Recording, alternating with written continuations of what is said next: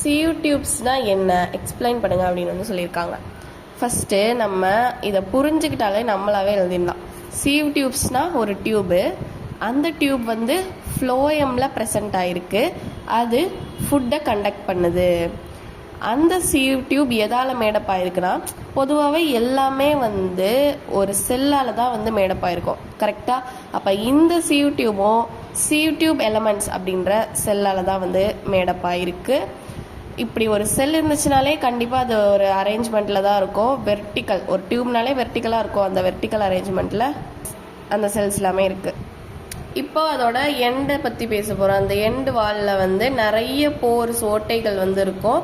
அது வந்து ஒரு சீவ் மாதிரி இருக்கும். அதனால தான் வந்து சீவ் பிளேட் அப்படின்னு வந்து சொல்லுவாங்க. அதோட எண்டை வந்து சீவ் பிளேட்னு சொல்லுவாங்க. அதுக்கான காரணம் கீழே நிறைய ஓட்டை. சீவ் எலமெண்ட்ஸில் வந்து நாக்ரஸ் திக்கனிங்ஸ் அப்படின்னா, பொதுவாகவே ஒரு டியூப் வந்து ஏதோ ஒரு விஷயத்தை கண்டக்ட் பண்ண போகுது அப்படின்னா அது கண்டிப்பாக திக்காக தான் இருக்கணும். அப்போ வந்து நாக்ரஸ் திக்கனிங்கிற வேர்டு இருக்கும் அப்படின்னு ஞாபகம் வச்சுக்கோங்க. அந்த லேட்ரல் வால்ஸ்னால் சைடு வால்ஸ், ஓகேங்களா? அந்த செல்லோட வால் வந்து திக்கனிங்காக இருக்கும் அப்படின்னு தான் சொல்லியிருக்காங்க. அதே மாதிரி அதில் நிறைய போர்ஸ் இருக்குன்னு பார்த்தோமா? அப்போனா நிறைய போர்ஸ்னால் அதில் simple or compound sieve plates, அந்த சீவ் பிளேட்டில் நிறைய போர் இருக்கலாம்.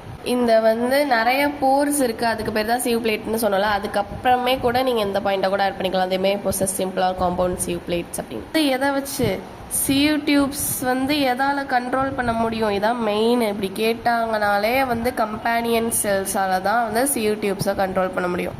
நெக்ஸ்ட்டு மெச்சூரான ஒரு சியூ டியூப், ஃபுல்லாக அதை பற்றி சொல்லியாச்சு. இப்போ அது வந்து மெச்சூர் ஆகிடுச்சு அப்படின்னு ஞாபகம் வச்சுக்கோங்க.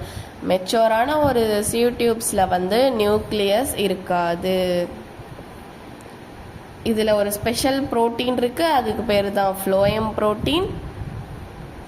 இதை வந்து ஸ்லைம் பாடின்னு சொல்லுவாங்க. ஒரு மாதிரி ஸ்லைம் டெக்ஸ்சரில் இருக்குது அப்படின்னு.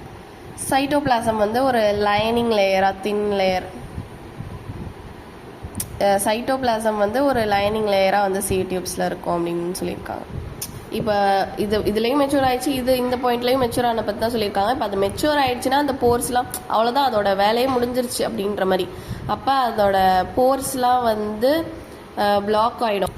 எதை வச்சு பிளாக் ஆகும்னா கேலோஸ் பிளக் அப்படின்ற ஒரு சப்ஸ்டன்ஸ். இந்த மாதிரி அண்டர்லைன் பண்ணியிருக்க வேர்ட்ஸ் எல்லாம் நீங்கள் ஞாபகம் வச்சுக்கிட்டிங்கனாலே வந்து பாயிண்ட்ஸ்லாம் நீங்களே வந்து இது பண்ணி எழுதிடலாம். இது வந்து ஆக்சுவலாக தனி பாயிண்ட்டு தான். இது வந்து ஃபுட் மெட்டீரியல் வந்து சைட்டோபிளாஸ்மிக் ஸ்டாண்ட்ஸால் தான் வந்து கண்டக்ட் பண்ணப்படுது. இதில் வந்து ஜஸ்ட் வந்து இது மெச்சூர் ஆனதுக்கப்புறமா இந்த போர்ஸ் வந்து இந்த ஒரு சப்ஸ்டன்ஸால் பிளாக் ஆகிடும்னு சொல்லியிருக்காங்க. அதுக்கப்புறம் ஆஞ்சியோஸ்பெர்ம்ஸில் மட்டும்தான் சீவ் டியூப்ஸ் இருக்கும். ஆஞ்சியோஸ்பெர்ம்னாலே ஃபுட்டு, சீடு எல்லாமே இருக்கக்கூடியது. அப்போ வந்து ஃப்ரூட்டு. அப்போ வந்து இதில் ஃப்ளோயம்னாலே ஃபுட்டுன்னு நமக்கு தெரியும். அப்போ இது ஃப்ரூட் இருக்குன்னா அப்போ இதில் வந்து ஆஞ்சியோஸ்பெர்மில் தான் ஃப்ரூட் இருக்கும். அப்போ ஆஞ்சியோஸ்பெர்ம்ஸில் மட்டும்தான் இது இருக்கும் அப்படின்னு சொல்லிட்டு ஞாபகம் வச்சுக்கோங்க.